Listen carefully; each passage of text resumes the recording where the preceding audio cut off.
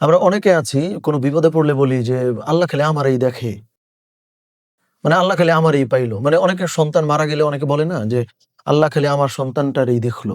অথবা হচ্ছে বড় কোনো বিপদে পড়লে অনেক সময় আমরা বলি যে, মানে, "আল্লাহ আমার সাধ্য নেই, আমারে তুইলে নাও।" মানে এটা কিন্তু অনেকে কষ্টের ফলে অনেক সময় আমরা অনেকে বলে ফেলি। কিন্তু দেখেন এই বলাটা কিন্তু আল কোরআনের একটা আয়াতের সাংঘর্ষিক সম্পূর্ণভাবে। কিভাবে? আল কোরআনে আল্লাহ সুবহানাহু ওয়া তাআলা বলেছেন যে, "লা ইউকাল্লিফুল্লাহু নাফসান ইল্লা উসআহা।" যে আল্লাহ সুবহানাহু ওয়া তাআলা বলতেছেন যে কোনো মানুষকে তিনি তার সাধ্যাতীত কোনো কিছু চাপায় দেন না। তার মানে মহান আল্লাহ সুবহানাহু ওয়া তাআলা বলতেছেন যে, "তুমি যেটা পারো না, ওইটা তোমারে আমি দেই না।" সেইখানে আমি আল্লাহ সুবহানাহু ওয়া তাআলাকে বলতেছি যে, "আল্লাহ খালি আমারই দেখে, এমন বিপদে পড়ছি, কোনোভাবেই তো আমি উদ্ধার করতে পারি আল্লাহ আমারে তুইলে নাও। আমি আমি যা পারি না, সব খালি আমার কপালেই আসে।" তার মানে আল্লাহ যেখানে বলতেছেন যে, আপনি পারেন, এই কারণেই আল্লাহ দিয়েছেন। সেইখানে আমরা বলি যে, আমি পারি না। তো দেখেন, এটা না আমি যেভাবে পজিশন করি এই আয়াতটা বা হচ্ছে এই সিচুয়েশনটা, যে প্রকৃত অর্থে যখন আমরা এমন কোনো বিপদে পড়ি, যেই বিপদটা আমার মনে হয় যে আমি আর পারতেছি না। এটা তো আমরা বলি যে, "আল্লাহ আর পারতেছি না।"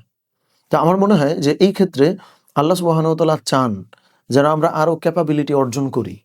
আমার আরো সহনশীলতা হোক, আমার মানে সহ্য ক্ষমতা আরো যেন বাড়ে। আর নইলে আল্লাহ সুবহানাহু ওয়া তাআলা বলছেনই তো যে, "আমি সহ্য করতে পারি বলেই তো আমার উপরে বিপদটা দেয়া হইছে।" তার মানে যখন আমার মনে হয় যে আমি আর পারছি না, ইট ডাজন্ট মিন যে আমি আর পারছি না। ইট মিনস আমার আরো ক্যাপাসিটি অর্জন আমি যেন করি। আল্লাহ সুবহানাহু ওয়া তাআলা এটা চাচ্ছেন। সো এই ক্যালিবার আমাদের অর্জন করা দরকার। এবং দেখেন সূরা ইনশিরার মধ্যেও কিন্তু এই ব্যাপারটা বলা এইভাবে যে, "ইন্না মাআল উসরি ইউসরা।" মানে এখানে পাশাপাশি আল্লাহ সুবহানাহু ওয়া তাআলা ২ বার বলছেন। একবার ফা ইন্না বলেছেন, একবার ইন্না বলেছেন। যেখানে নরমালি আল্লাহ সুবহানাহু ওয়া তাআলা যদি বলতেন যে, "নিশ্চয়ই কষ্টের সাথে স্বস্তি আছে।" সেটাই তো নিশ্চিতভাবেই আমরা বিশ্বাস করে নিতাম। সেইখানে সেই মহান আল্লাহ সুবহানাহু ওয়া তাআলা আবার বলতেছেন ইন্না, এবং পাশাপাশি ২ বার। তার মানে এটা কতটা শক্তপোক্তভাবে আল্লাহ সুবহানাহু ওয়া তাআলা বলতেছেন, নিশ্চয়ই কষ্টের সাথেই স্বস্তি আছে। তার মানে ওই যে ১ম এ যে আয়াতটা বললাম যে, সাধ্যাতীত কোনো কিছু আমাদের উপর কখনোই আল্লাহ চাপায় দেন না। যদি আমাদের কষ্ট হয়, যদি পরিশ্রম করতে হয়, এটার মানে এইটা আমি এই ক্যাপাসিটি অর্জন করব, ওই সিচুয়েশনটা আমি পার করব, অ্যান্ড দেন আমার জীবনে মানে ইজ আসবে। আমার জীবনে আনন্দ আসবে, আমার জীবনে প্রশান্তি আসবে। এটা তো সূরা ইনশিরার মধ্যেও আল্লাহ সুবহানাহু ওয়া তাআলা কমিট করেছেন আমাদের জন্য। সো এইটাই ধরেন যেই মোমেন্টে আমার মনে হচ্ছে যে আমি এত টাকা ঋণগ্রস্ত হইলাম, কোনোভাবেই আমার আর ওঠার সুযোগ নাই।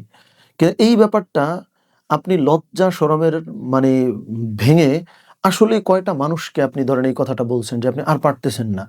অথবা আল্লাহ সুবহানাহু ওয়া তাআলার কাছেই কয়বার কান্নাকাটি করছেন যে, "আল্লাহ এই ঋণ আমি আর শোধ করতে পারছি না।"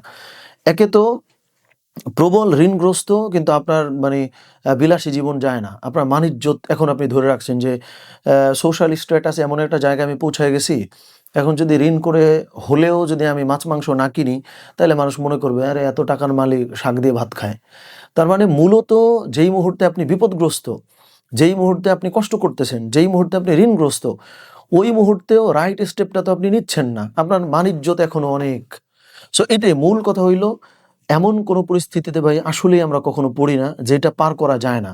বরং এই যে আমরা পার করতে পারি না, এইখানে মূল কথা হলো অনেক কিছু আমরা ইচ্ছা করে পার হইতে চাই না। মান-ইজ্জত, লজ্জা শরম, এটা হচ্ছে মূল ব্যাপার। সো আল্লাহ সুবহানাহু ওয়া তাআলা আমাদেরকে সব পরিস্থিতিতেই সহ্য ক্ষমতা আমাদের যেন বাড়ায় দেন, এই দোয়া আমরা করি।